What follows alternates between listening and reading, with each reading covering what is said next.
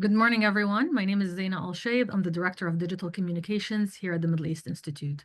I'd like to welcome you all to this on-the-record briefing session in which we'll discuss President Trump's apparent push for Egypt and Jordan to absorb the displaced Gazan population.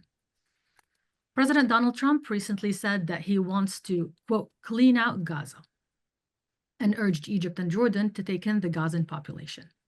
It's a move that they and other Arab nations have said they firmly reject. Prime Minister Benjamin Netanyahu is in Washington, D.C. today, in part to discuss this very same topic. Could Trump's proposal become a reality? And if so, what are its implications? To help analyze the situation, we're delighted to welcome Eyal Hulata, former head of Israel's National Security Council under the Bennett and Lapid government. Dr. Hulata is also a senior international fellow at the Foundation for Defense of Democracies. The briefing will also feature Mirette Mabrouk, senior fellow at the Middle East Institute. Thank you both for joining us this morning. When we get to the Q&A portion, you can use the raise hand function on your screen to ask a question. And if you're called on, we will unmute you and you could direct your question to one or both of our panelists. Questions can also be submitted in writing via the Q&A chat box here on Zoom. Let's get started. Eyal, let me start with you. What's your take on the Israeli reaction to Trump's suggestions that the Gazan population be relocated? We know that Prime Minister Benjamin Netanyahu's far-right coalition partners have welcomed such a plan. Maybe give us insight into what Netanyahu could be thinking and what the general Israeli population could be thinking. First, thank you for having me. I'm very happy to be in this panel and talk this important issue. If I may, I think it's good to give some context to why has this become such an important event, or because we're in the midst of what I hope will be a process that will lead to the lasting ceasefire in this very long war started in the horrifics of October 7th.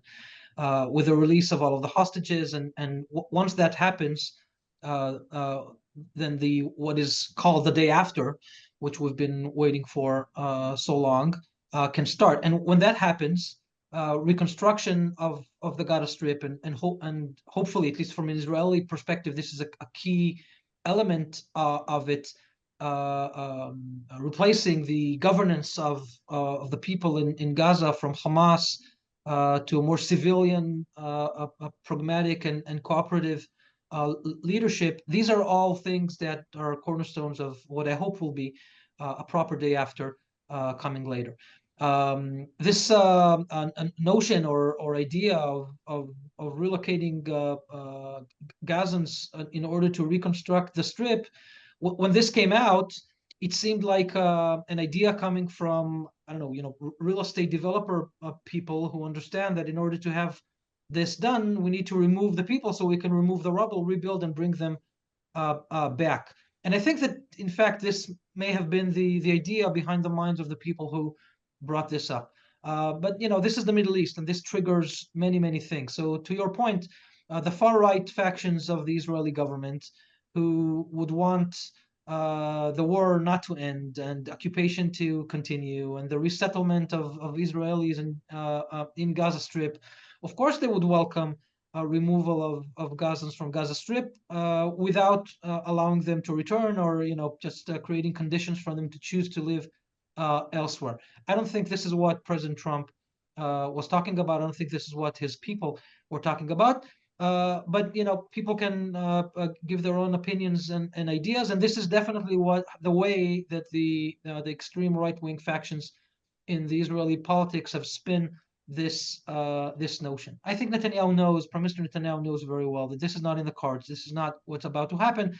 I, in fact, think that the entire idea is not ripe. I wish there were conditions of trust between all the different factions, where the Egyptians and the Israelis, the Jordanians and other countries will understand that constructively, in order to rebuild the Gaza Strip in the fastest possible way, this could have been a temporary solution. But there is no trust between those factions. I don't think that there is anyone who will be willing to take that risk. So, we can talk about this, but I don't think this is something that has a chance of materializing, given the landscape of interest and opinions at the moment.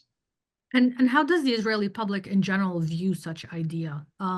Could you give us any insight into what the Israeli public, how they could receive it, or how they So I are? think, by and large, when I look at the Israeli media, most of the people are puzzled. Most of the people understand that this can only come from an administration that is willing to entertain the most extreme ideas seriously. So I think most of the Israeli public is in the process of understanding what is actually, what are the how can we what can we expect of this White House? What can we expect of them to do?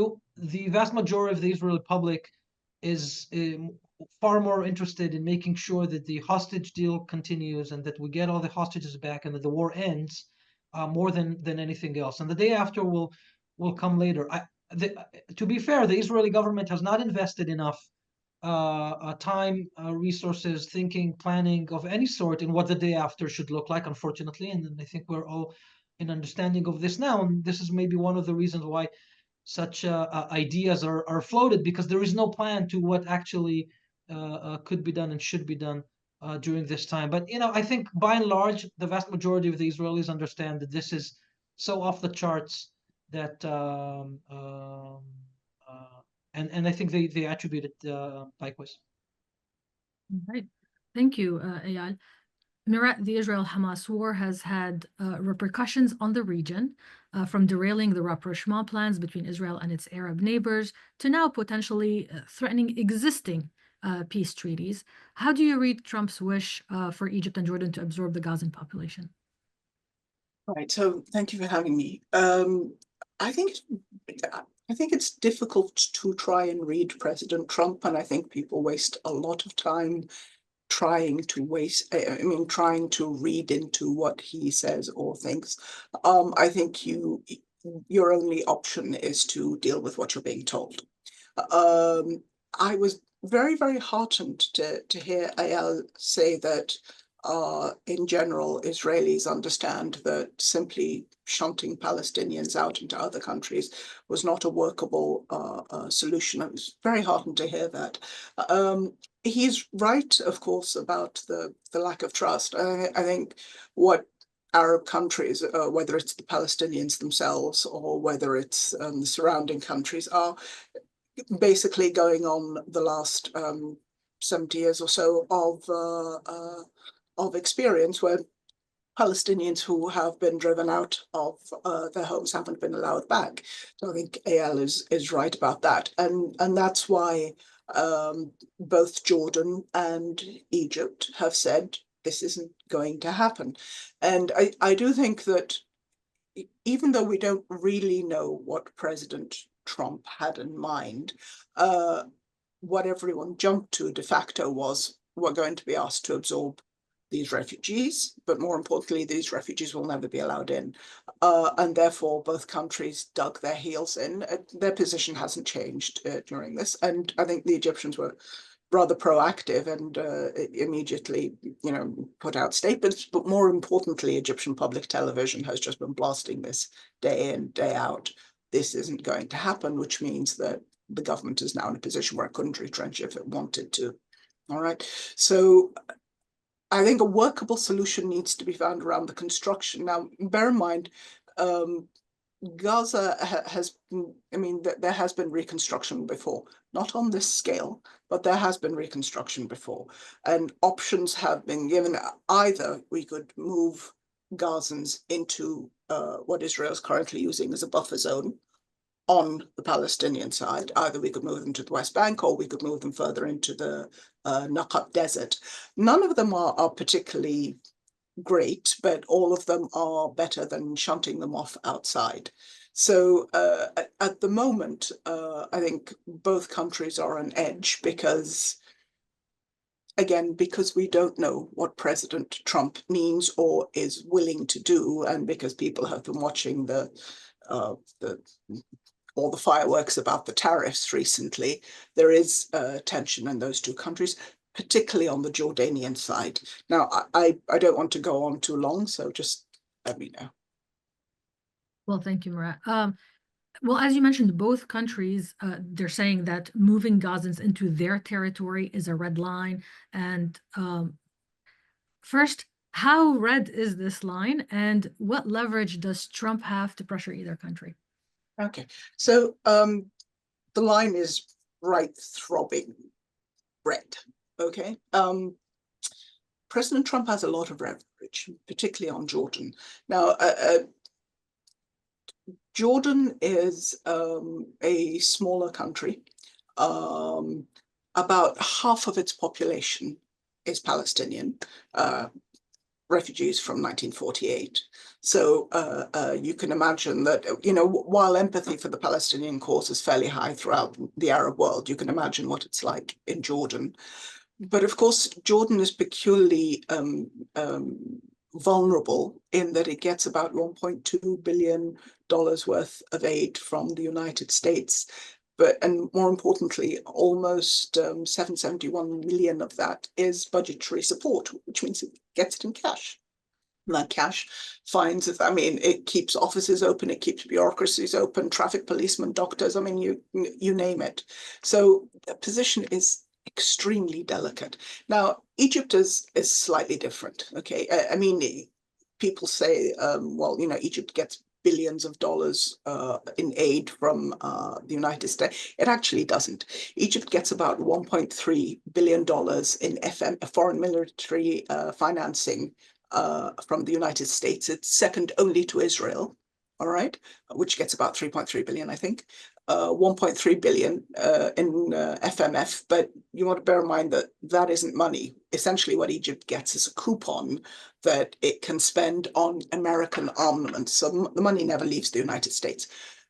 Economic aid, the money that Egypt got, was about 125 million last year, which is not a small amount by any means, but Egypt's country of 120, almost in about 111 million now. So it's certainly something that could be leveraged. Having said that, President Trump could always apply tariffs. He could apply sanctions. It could get quite ugly, particularly when you consider that the Egyptian economy at the moment is in a very delicate state, and they are attempting to dig themselves out of a hole. All right. However, countries do what is in their interest, and while you can place pressure on countries using, economics, and any country in the world almost is going to want to keep the United States on its good side. But no country in the world is going to sacrifice its own stability and security for that aid. All right, thank you, Mirette. Eyal, you say this scenario is not likely to happen, but let's theoretically assume that Trump does find a way to pressure both Jordan and Egypt to take on more Gazans. Then what? Does that translate into a more secure Israel, in your opinion? So let's go back a bit. I, of course, appreciate, I think I agree with things that Mirette said. There was one thing there, though, that when I said there's one perspective, the main reason for that is that I recognize that there is no trust between the various stakeholders that this will be a temporary issue. But if we're in a make-believe scenario, what if it was clear to everyone that this is temporary just to rebuild the houses and then get everyone back? Would that make sense? Is there a way to incentivize? I'm not talking about coercing and forcing the Egyptians into doing this, but is there a way to incentivize and also to make sure that there are things put in place to make it imminent that this is a temporary process for the needed time to rebuild the houses and then get them back? I think, to answer your question, the fundamental thing that is there is the lack of trust. Is there a way to build trust that would allow this reconstruction to work well? The Gazans definitely, the people, the civilians in Gaza definitely deserve a rebuilding of their homes. I think that what I said before, and there's no need to be any pushback of that this is not done in a way that emboldens Hamas or any other extreme faction to remain a violent military, aggressive, brutal leadership in Gaza. I'm sure Mirette will agree with that. as well, naturally, because we all want a prosperous issue and we want the horrors of war to be behind us. And maybe this could have been the major breakthrough out of this devastating war, that everybody understand that we don't need any such wars again. What if there were conditions that would allow everyone to understand that this is actually temporary and get back? I believe that this might be the way that things might evolve. If this comes up in the meeting between Trump and Prime Minister Netanyahu today, the crucial thing that I can imagine that President Trump will want to have Netanyahu say is that there is no Israeli, not only objection, but of course no other plan to prevent something like that to happen. That can change the way that President Trump can approach the countries around. And I have to say, from a very constructive way, right? I mean, first time we talk, and I don't know if the audience have been following my work. I'm no warmonger. I want the war to end. I think we all deserve a prosperous Middle East, and I wish we could embark on a political process. It could be the fastest way to rebuild the Strip if we temporarily move the people and bring them back. If only we had a setting of enough trust between the different factions for this to happen. I have to say that the Egyptians have opposed also temporary housing of Palestinians in Sinai from the very beginning of the war. Maybe it's not just because they don't trust the Israelis. Maybe they don't trust the Palestinians to want to go back to Gaza, and maybe they think that they will want to stay in Sinai for whatever reason. But this all goes back to that notion of trust. And to build such a plan in these conditions is very, very difficult. Absolutely. Mirette, would you like to add to what Eyal just said? No, I mean, in theory, I think Eyal is absolutely correct. I think it would be wonderful if there were guarantees put in place. The problem is, I think it boils down to the trust area. I mean, at the moment, I mean, there has been a peace treaty between Egypt and Israel since the late 1970s, since 1979. All right.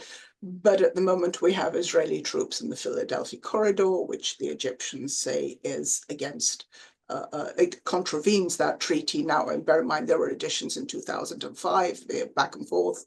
But I mean, I do not see, particularly under this existing Israeli government, I'm not sure that the conditions for the trust. I mean, the Bennett Lapid government, yeah, maybe.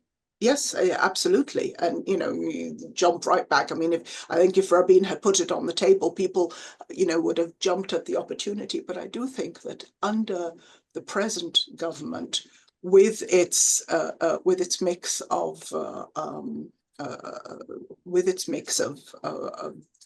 far right, I think that it would be very, very, very difficult to to get an agreement that people are going to want to jump onto. And I mean, to answer your point, I think to be very clear, I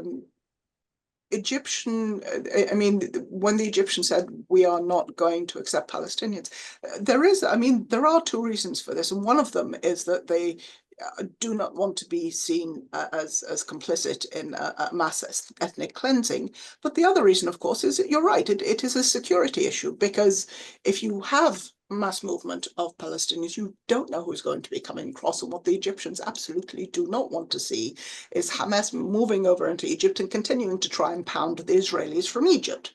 I mean, that is a repeat of Lebanon.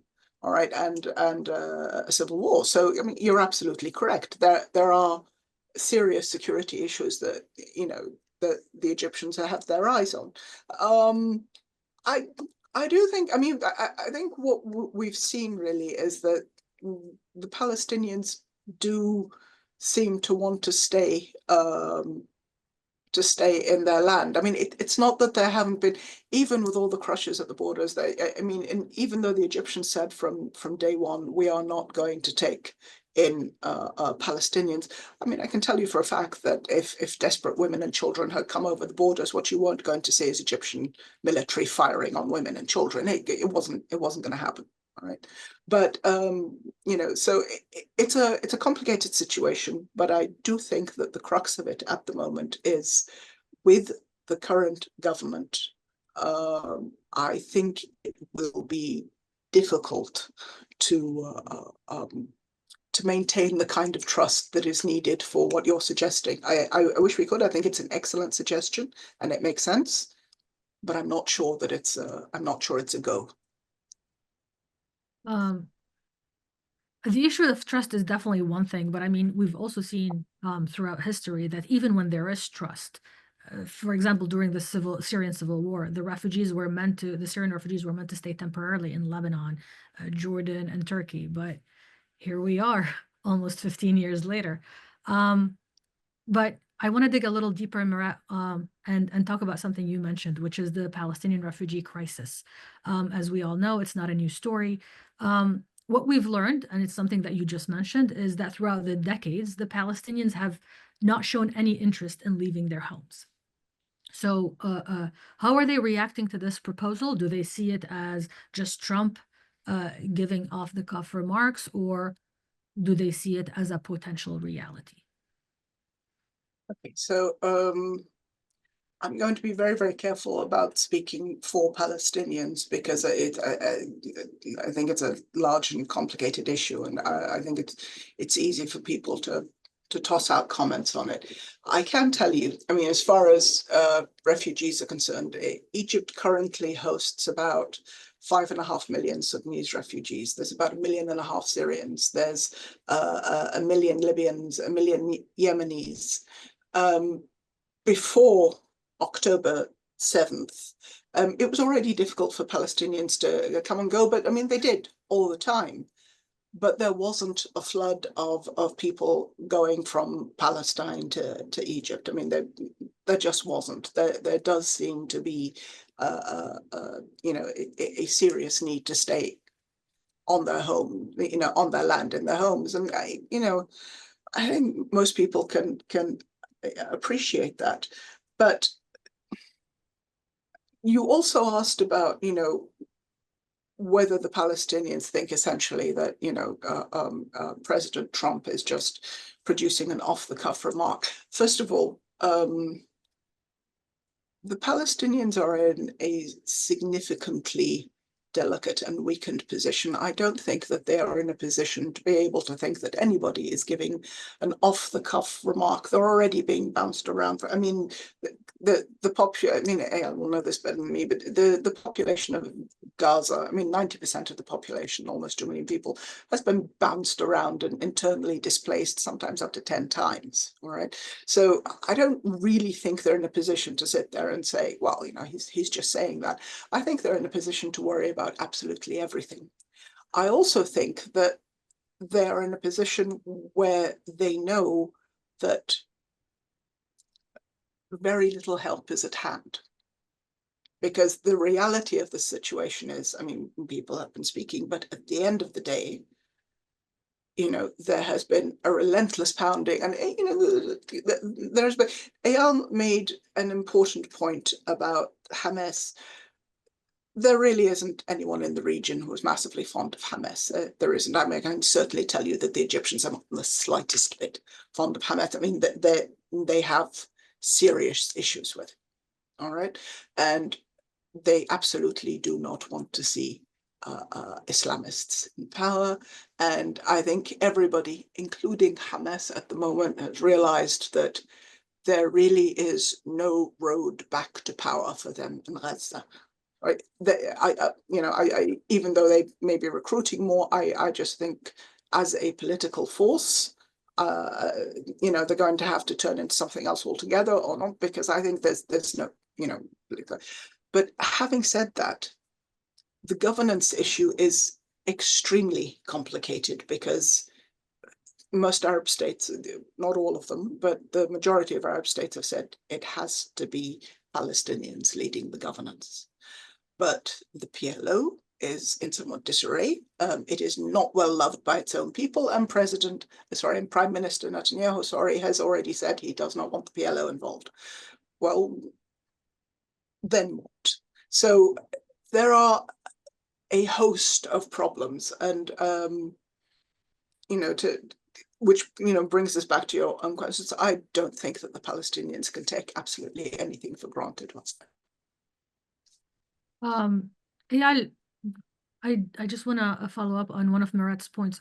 What do you envision the day after in Gaza looking like in terms of governance? Well, I can give you my take on this. I'm in no position to speak on behalf of the government, nor do I want to. I will say that my major criticism on the decision making in Israel is that we've wasted such a long time in preparing for an alternative. The reality, by the way, at the end, and again, Mirette is right. I mean, Prime Minister Netanyahu did say that he does not want the PA involved, but in fact, from my understanding, the PA is already involved in the operation of the Rafah crossing on the Philadelphia corridor. So at the end, there are not many options. I would want all of the countries to rally up and support what Mirette, I think, understands very well and recognizes in those countries that Hamas should not have any role in governance in civilians. In fact, I think that there must be an effort to also dismantle their weapon capabilities. Otherwise, we'll have a situation like in Lebanon when there might be a government that is civilian and technocratic, but in reality, the real entity that governed Lebanon and caused just despair, economic crisis, and eventually devastation was Hezbollah, because I mean, they didn't run the government, but they called the shots in everything that happened in Lebanon. I think it needs to be an interest of everyone that this will not be the case post October 7 in Gaza. Otherwise, there is no future of any sort of stability. Israel has left Gaza once. Israel will leave Gaza again. But how will that affect the lives of the Palestinian living there if they are ruled by an organization, terror organization, that would rather see them die than have shelter during such a devastating war? So this must be a cornerstone of what we're doing. This is not easy. And if it's only up to Israel, then I can tell you it's probably going to fail. Israel has not have the capacity to do this on its own. We've done a lot militarily. There is a lot of devastation in Gaza, where I think we've dismantled so much of Hamas infrastructure and capabilities, but we cannot overrun Hamas militarily just in line of conflict. This will need to be a coordinated, a civilian effort, diplomatic effort, led by countries with interest to make sure that radical Islam does not have a place to govern and to set an example that could pose a national security threat to other countries. This is important. I think if we have that in mind, then many things are possible. I've been talking to friends in the Gulf. I've been following what was out in the newspapers. There have already been plans fleshed out that were negotiated between the Americans, the Israelis, and countries in the Gulf about the prospect of introducing not only resources but also other capacities for the rebuilding process, for policing. There are many things that could be done. There's one element that is crucial, and Mirette said it, and I completely agree. The leadership of that process needs to be local. Palestinians need to be led by Palestinians. My hope is, and I'm sure that there are, pragmatic civilian people on the strip that understand that all of the horrifics that they've been through are the outcome of extremists that took over Gaza. When Israel left Gaza in 2005, we did not hand it over to Hamas. We handed it over to the Palestinian Authority. It was Hamas who then won a partial elections and later on in a coup. Right? It wasn't a civil war because Fatah just gave away their weapons and fled out. The Gazans deserve more than what they had when this. So I cannot tell you that I have a plan, because I think it's very difficult to have a comprehensive plan. What I fleshed out are elements or the components of things that could align. This could be a joint effort. I think it needs to be a joint effort. It's going to be a long one as well. So even if things look very dire at the moment, things will turn. And that is my hope. That is my plan for the future. At this time, I'd like to open up the discussions to callers on the line. To ask your questions, please use the raise hand function in Zoom or submit your questions in writing in the Q&A chat box. Let me kick it off while we're gathering questions. Oh, we already have a question from Yossi. All right, Yossi. You can unmute yourself. Thank you very much for the very informative discussion. I just have a quick question. Hamas has the hostages at the moment, and they somewhat are the governing power in Gaza. What will motivate them to give up this governing power, given that this is their aim for the war is to make sure that Israel does not defeat them and that they remain in place as the governing power? So I just don't see really a outcome that incentivizes them without it conflicting with one of the war goals. So I wanted to hear your thoughts about this. Eyal, you want to start? I'll give you my take. I think Hamas has, for a very long period of time, refused any agreement and any hostage deal for the reason that you have said. I think at the end, there is a question to be asked not only by Hamas, but by all of the mediators, the Egyptians, the Qataris, and all the other countries around. Do they want the war to end or not? Do we want a permanent ceasefire in Gaza or not? Do we want to start reconstruction or not? The only way to do this is by the release of all of the hostages. Israel will never agree to any commencement of any reconstruction until the hostages get out of Gaza. The war will not end without amending this catastrophic act by Hamas on October 7. They shouldn't have done it in the first place. They should have released them all humanitarily, and they didn't. This is a precondition to anything. Now, Yusuf is right. I mean, it is a problem. If Hamas believe that they can continue to be a terror organization governing 2-point-something million Palestinians in Gaza and pose threats in the future, well, they're going to face a much more prudent and vigilant Israel that they have faced before October 7. Israel is not going to let this happen. Israel is not going to let Hamas become a threat that can execute another October 7 ever again. And now the question is to the countries around us. What are the interests of the Egyptians? What are the interests of the Jordanians? What are the interests of the Qataris and the Saudis and the Emiratis? Do they intend to continue to jeopardize the well-being of the Palestinians because there is a terror organization who continues to think that they can do whatever they want? This cannot only be the Israeli problem in this regard. We've done a lot, and we don't want to, I certainly don't want to see this end in an everlasting war while we're hunting down the last of them. We have a benefit that has happened at the moment because there is a new administration in Washington that brought a lot of good wind into this with a lot of deep commitment to end this war altogether and also to influence the respective parties. And this is what allowed the commencement of this hostage deal. I really hope that it will continue. I really hope that it will come to a complete end. I really hope that all of the players will play their part on this and make sure that Hamas understands that there is a limit to what they can do. And if they don't, well, then unfortunately, there are other alternatives which are all bad. Mirette, would you like to add anything to? Yes. So I think it's a really good question. We have to take a look at a couple of things. One, I think Hamas has developed a streak of pragmatism more out of a sense of self-preservation than anything else. I want to bear in mind that they did actually agree to a ceasefire deal and hostage deal back in May and again in July, and that fell through. There is an issue. Hamas cannot continue in this way because they cannot rule a pile of rubble. And it's probably difficult to overestimate the amount of people they have lost. Now, they have certainly recruited an enormous amount because nothing will make a young man join a terror group faster than losing their entire family. But they do, I think, realize that this is not sustainable. There will be nothing to rule. My guess, I'm not an expert on Hamas, but my guess is that they are going to develop. They will no longer be Hamas. They will no longer do business in the way that we have seen them do business. They are going to want to stop being a terror group and start being a respectable opposition group, all right? And you will see some political development. I could be wrong, but I think that that's probably the way that they are going to move.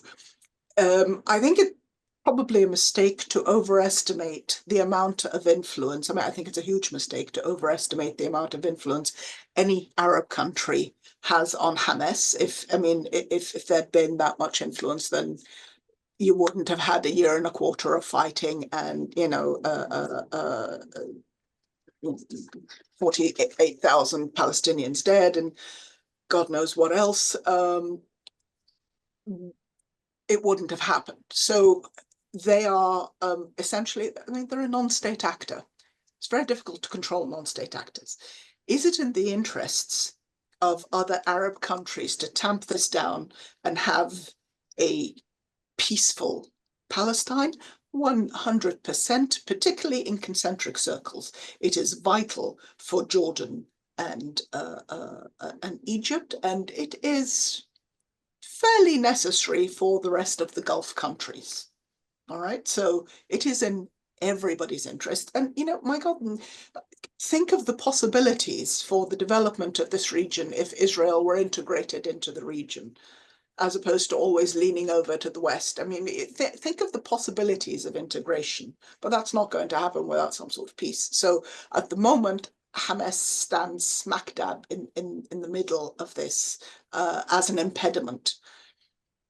There will be no help from Arab countries for Hamas, but I think Hamas is going to have to realize that it has no chance at development. And terrorist organizations develop into political parties all the time. Ireland has done it. There were several Israeli prime ministers that hailed from what had originally been termed terrorist groups by the British. People, devolve all the time. But the situation as is no longer tenable or sustainable. Eyal, Netanyahu is visiting Washington today as he faces different pressures in Israel. How much should Donald Trump's unpredictability concern him, in your opinion? Well, I think that when President Netanyahu approaches this visit, it is first and foremost based on a very long and good basic relationship between him and Trump. Of course, they had differences. Not all of the interests of Israel and the U.S. are aligned, and not the personal needs as well. But Netanyahu and Trump know each other very, very well, and they've done things before. I think the fact that Netanyahu is the first foreign visiting leader in the White House speaks for itself. President Trump didn't have to give this gesture to Netanyahu. He chose to give this gesture to Netanyahu. So I think this is starting with a very overall sense of support, of American understanding of Israel's position and support of Israel's needs. Having said all of that, President Trump has been also very, very clear about his interests and intentions. He wants the war to end. He wants to complete the hostage deal. He wants to commence other processes in the region. He wants the Saudi normalization to be fulfilled in the fastest immediate possible way. All of these are things that are not unaligned with Israel's interests. They just pose some political issues for Netanyahu. But I will dare say that I think Netanyahu would want the same thing. Netanyahu would want to fulfill normalization with Saudi Arabia in this context and to mobilize the region in a supportive way against the joint spoilers and adversaries, Iran and radical Sunni Islam. Of course, there is a fundamental interest in that.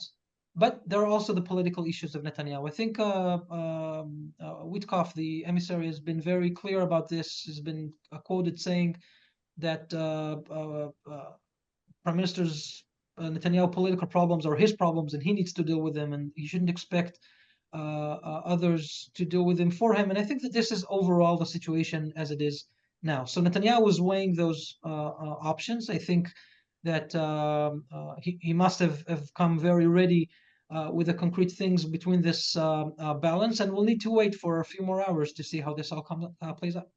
And how critical is the meeting for Netanyahu and his ability to keep his coalition intact? Well, it's critical for Netanyahu to be able to promote any kind of policy moving ahead. I mean, in this meeting, even if they decide that they want both to continue the hostage deal and put it at bay and then continue, the question I had before stems out from the understanding that they do not govern all of the decision making, right? Hamas needs to agree to that as well. So things doesn't really have to play out the way that the two leaders will sketch them today. But it is critical in the sense that there are specific questions and balances that will need to be addressed today. Is this joint effort to fulfill the hostage deal going to be a high priority? Are they going to build on that and to restart and perhaps complete a normalization with Saudi Arabia? Are they going to put a joint plan of how to address the Iranian threat and specifically the nuclearization that is nearing by the week? And Iran has used this year and a half, unfortunately, very well to progress in its nuclear program. If that happens, all of this discussion would look totally differently because we will have a real strategic, maybe even existential threat, not only to Israel, but to all of the pragmatic countries around, and they all know this. So these are the things that will need to be dealt with today. The war in Gaza is very, very significant because it starts the process to all of the other issues. It is the cornerstone that would allow for understanding between the different countries. So by this, it is critical. All right. Mirette, I want to talk about a topic you've touched on a little earlier. What are some of the internal pressures that both Egypt and Jordan are facing? So, they're both under economic pressure, but with the Jordanians, it's different. Jordanian society, they have a complicated demographic. As I mentioned, about half the country is Palestinian. They have more than 2.5 million refugees. It is not a rich country by any means. They have problems with water. I mean, they are one of the most acutely water shortage countries in the world. I mean, the entire situation is very delicate, okay? And a war on its borders has not helped. And now potential pressure to take on more refugees that will further change the demographics of the country is, I mean, is a serious issue for them. For Egypt, the situation is slightly different. The economics are also shaky. The Egyptian economy is currently trying to clamber its way out of a huge rut that it fell into a couple of years ago. The pound is about to be devalued again. I mean, it's, you know, without getting into it, it is a delicate situation that the government is working on improving, and a war and the kind of concerns that come with this particular demographic of refugees is going to be problematic. All right. Now, in the middle of all of that, you have saying no to the United States. I mean, make no mistake, the United States is an immense power, and again, as we've seen with the discussions over the tariffs over the past few days, significantly, you know, more solid and more economically prosperous countries are having difficulty with those threats. So the idea, and of course, it's not just economics. It's military treaties, it's security. It's a whole, you know, operation. So having to tell the president of the United States that he can't have something that he wants is problematic. On the other hand, in Egypt, you have public opinion matters in Egypt. Public opinion is staunchly in empathy with the Palestinians, all right? And what the government does not want to see, what the government does not want to come across, is that it is some way weak or you know, will give up on the Palestinians, but also is going to knuckle under to pressure, okay? Egyptians are already facing serious economic issues.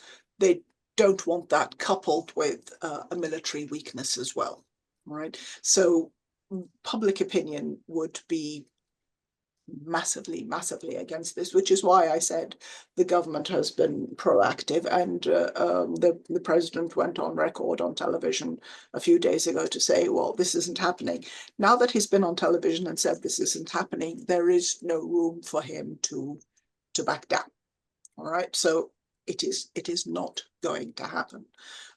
So when you have economic issues and demographic issues and political disquiet, it essentially you're looking at a bubbling cauldron, and they're going to be very, very careful at not wanting to tip it over in both countries. All right.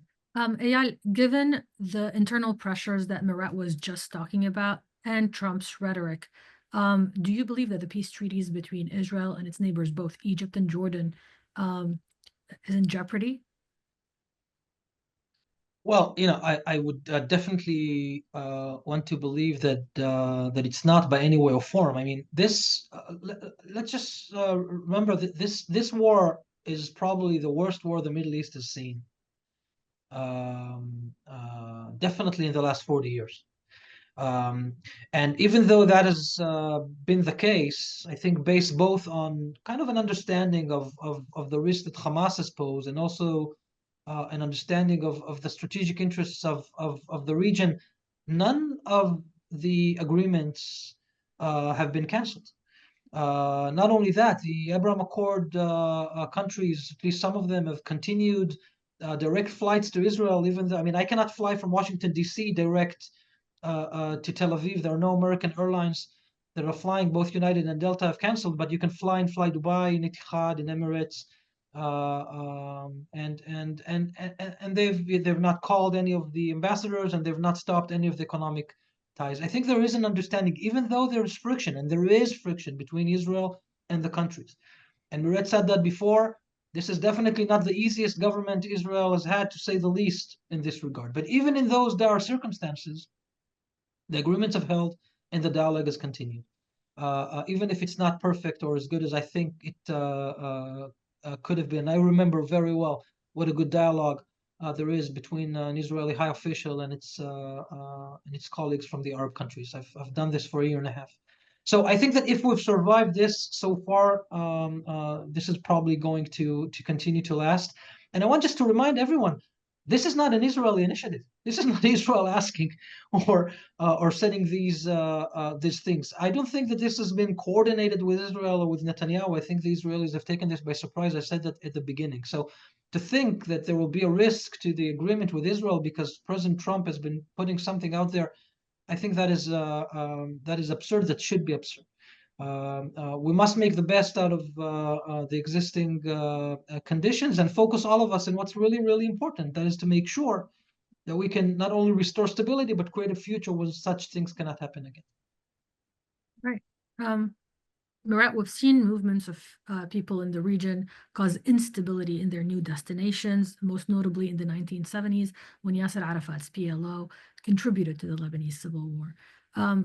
If, and a big if, Trump's proposal becomes a reality, could you see the sequence of events taking place again in a different context? Yes. I mean, that is the very short answer to your, I mean, if you have a people who believe that they are fighting for their homeland and they are fighting against an occupation, they are not going to stop simply because you've moved them down the road. I mean, it's really just that simple. All right. What they're going to do is move their fight somewhere else, and generally onto someone else's land. All right. And then you have a complicated situation. Egypt has a peace agreement with Israel, and it has held all of these years. And Egypt did it before it was fashionable. Egypt did it back in the 1970s and was tossed out of the Arab League for decades as a result. All right. Having said that, Egypt is absolutely not going to want to risk what happened in Lebanon. They are acutely, and this was the main, it was a significant driver, I would say right down the middle of them saying, no, not doing the refugee thing. All right, because as we've established, Egypt has refugees. This particular lot come with a significant set of concerns, and it is mostly because they are worried about Hamas moving their way in and lobbing missiles at Israel from Egyptian sovereign territory. But he wants that. So yes, I can't imagine that it would be any different for Jordan. So yes, it is definitely something on people's minds, and yes, it is something to be avoided at, I think, all costs. Eyal, any concluding thoughts? I want to take the opportunity to say that, I mean, we're talking about this issue because it was raised by President Trump, and clearly it is causing a lot of emotions. I would want to use this opportunity and to talk also to the people here. I would assume most of them work in think tanks and advise policy. Maybe it's a good time to have better ideas if we think that this one is a bad one. Maybe it's a good time to constructively understand how this should work out if we understand the basic principles. And I think that Mirette and I have agreed on more than less. I mean, the first time we appear on a panel, very happy to meet you, and I hope we have more opportunities to do this. It seems like we agree on all of the fundamental issues related to that. We're going to need to put a lot of effort into this, and I can imagine that in a matter of weeks or months, we will see that this idea has faded out because it won't be relevant. But the question of how to constructively deal with this without empowering Hamas, without, I of course understand the need of Egypt not to have Hamas build a stronghold in Sinai. We need to make sure that Hamas cannot restore its stronghold in Gaza. So if we put our minds together into this, into something that is doable, that does not provoke such emotions among the countries, maybe this will be a good outcome of this exercise that we've had this morning. Absolutely. Mirette, anything to add? I think, I mean, I agree with Eyal on just about everything. But I think it's basically just to say, I think if the last hideous year and a quarter has shown us anything, it is that there is no military solution to this problem. There just isn't. The only solution is a negotiated settlement. And a negotiated settlement is in everyone's interest, in the interests of the Palestinians who have been denied a homeland for 70 years, in the interests of Israelis who must want to just get on with their lives without looking over their shoulders all the time, in the interests of their neighbors who can benefit from the peace, the security, and the enormous brain power and manpower that both countries have to offer, all right, and in the interests of the region, who can just look forward to investing and moving along. It is in everyone's interests, and I think it's important to realize that what is needed is a fair, just, and equitable solution, and that is the only way out of this mess, because we certainly don't want to be having this talk again in 5 years' time. Thank you. Thank you, everyone. We're going to have to wrap things up now. I hope you will join me in thanking Mirette Mabrouk and Eyal Hulata for participating in this week's session. We really appreciate you sharing your expertise with us, and I wish you all the best, and I hope you have a great rest of your day.